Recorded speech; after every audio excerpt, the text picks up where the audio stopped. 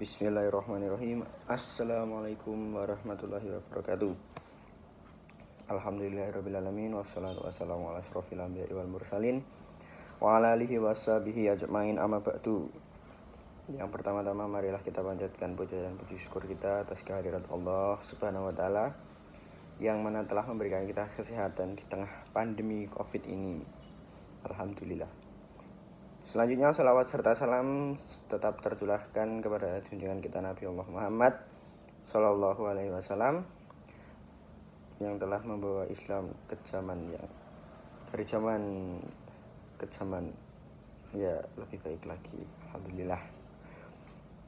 Perkenalkan, di sini saya Zidna akan mempresentasikan hasil tugas saya ilmu pendidikan, esai saya dengan judul yang sudah ditentukan, yaitu berbagai alternatif pendidikan dan pengembangan diri selama pandemi. Masa pandemi COVID sudah berlangsung beberapa bulan hingga sekarang. Penyebaran sudah menyebar luas sehingga pemerintah mengeluarkan kebijaksanaan PSBB atau kependekan dari pembatasan sosial berskala besar, di mana situasi ini memaksa kita untuk melakukan pembatasan sosial, berkerumun dan sebagainya, social distancing, physical distancing, seperti itu, atau gampangannya atau biasa disebut dengan work from home, ya, dari rumah. WHO. Pandemi COVID yang belum mereda dan semakin menyebar luas membuat pendidikan juga ikut menjadi work from home, tapi bukan work from home, study from home, SHU gitu. Dan ini menurut saya menjadi agak susah ya, menjadi lebih ribet gitu daripada pembelajaran tatap muka. Dengan kata lain, COVID-19 memaksa seluruh komponen pendidikan di Indonesia untuk melaksanakan pembelajaran jarak jauh, atau sering disebut dengan online atau daring dalam jaringan. Pembelajaran jauh ini dilakukan di rumah dengan memanfaatkan teknologi masa kini. Bisa pakai HP, handphone, laptop, komputer, dan sebagainya, dengan menggunakan aplikasi video conference. Contohnya aplikasi Zoom atau Google Meet, atau bisa video call, aplikasi seperti itu. Setelah sekian lama diprediksi pandemi diprediksi sedikit mereda, kita memasuki era baru atau sering kita sebut dengan era new normal. New normal merupakan era dimana kita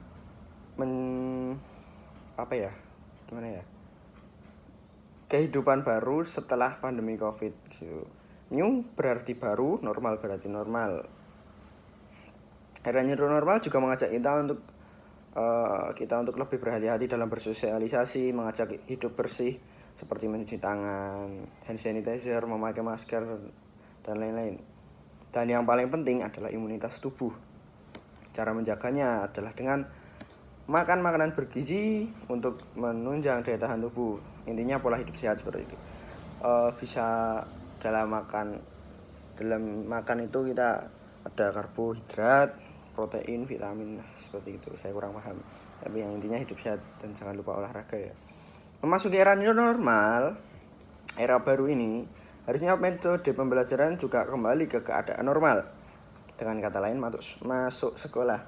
Tapi karena kita mau alimin ya, karena saya juga mau alimin, mungkin siswa-siswanya menyebar luas, nggak hanya di Jogja seperti kebanyakan sekolah, maksudnya rumahnya dekat-dekat seperti itu.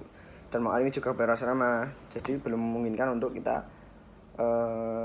kembali normal, pembelajaran normal kembali, karena ya banyak yang harus dipertimbangkan. Nah, sekolah lain bukan mau alimin tentunya mengoplos atau mencampur metode pembelajaran antara luring dan daring, dan tentunya dengan menjaga protokol kesehatan.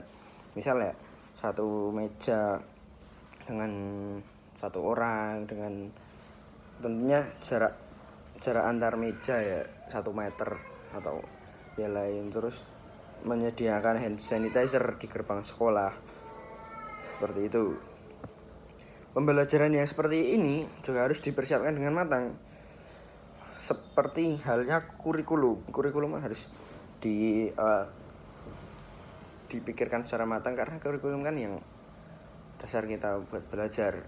Pemerintah juga harus menyiapkan kebijakan kurikulum dan berkoordinasi dengan pihak sekolah agar pembelajaran berjalan dengan lancar. Sekolah juga harus meningkatkan kualitas pembelajaran, infrastruktur, manajemen yang dibutuhkan dalam proses pembelajaran. Guru juga harus tentunya mencari inovasi atau kreativitas gitu ya, agar siswanya tidak mudah bosan dengan sekolah online ini. Karena emang sekolah online ini cuma bangun tidur terus sekolah, lihat layar itu kan, kalau 1 tahun kan juga bosen. Jadi bisa guru mencari inovasi buat mengurangi kebosanan siswa, agar siswa itu aktif atau antusias dalam mengikuti pembelajaran. Banyak sekolah berlomba-lomba berkreasi untuk menjadikan pembelajaran online ini menjadi menarik untuk siswanya agar tidak bosan tadi.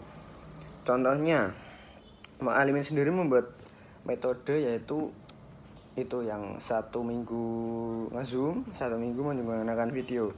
Nah, ini menurut saya emang mengurangi kebosanan siswa ya. Karena apa? Karena misal 1 minggu ini kita lihat video gitu, video terus 1 minggu, itu kan lama-lama bosan. Misalnya udah hari Kamis itu kita bosan sekolah, nah terus Jumat libur, terus Sabtu kita ganti menggunakan Zoom. Nah, ini menurut saya bisa mengurangi kebosanan ya, karena kita bisa melihat teman-teman kita, bisa melihat ustadz, seperti itu. Dan menurut saya Zoom itu lebih dapat dicerna daripada lihat video, karena kan kita bisa tanya jawab dengan ustadznya secara langsung dan lain-lain, bisa ngobrol juga dengan teman, dan itu mengurangi kebosanan di rumah ya.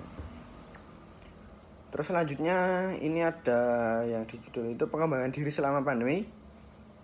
Pengembangan diri selama pandemi merupakan bagaimana kita berkembang dalam mengembangkan bakat yang kita miliki atau passion yang kita miliki. Mudahnya itu hobi. Tentunya kita semua punya hobi dong.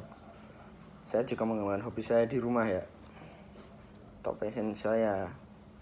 Karena menurut saya kalau di rumah itu lebih memiliki banyak waktu luang daripada di asrama, sehingga kita bisa memanfaatkan waktu ini dengan mengembangkan diri dengan lebih maksimal harusnya, jika tidak malas ya.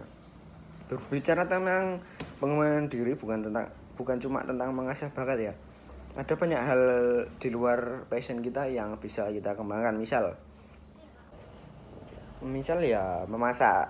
Nah, memasak ini kan kita juga harusnya bisa dong masak, walaupun cuma goreng dog seperti itu. Terus contoh lain adalah Indomie ya.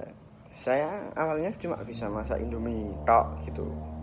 Nah, terus lama-kelamaan saya bisa masak mie dog-dog. Itu kan menurut saya itu suatu perkembangan ya, walaupun cuma sedikit, tapi itu kan berkembang.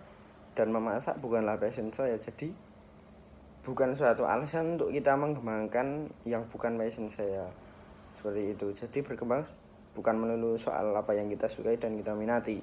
Jadi marilah kita memanfaatkan waktu kita sebaik-baiknya untuk berkembang mumpung masih di rumah. Dan marilah semangat untuk belajar, udah mau kelas 6 yang seperti itu. Mungkin sekian dari saya, kurang dan lebihnya mohon maaf. Ada salah kata mohon maaf, ada gangguan suara-suara mohon maaf. Nun wal qalami ma yasturun. Wassalamualaikum warahmatullahi wabarakatuh.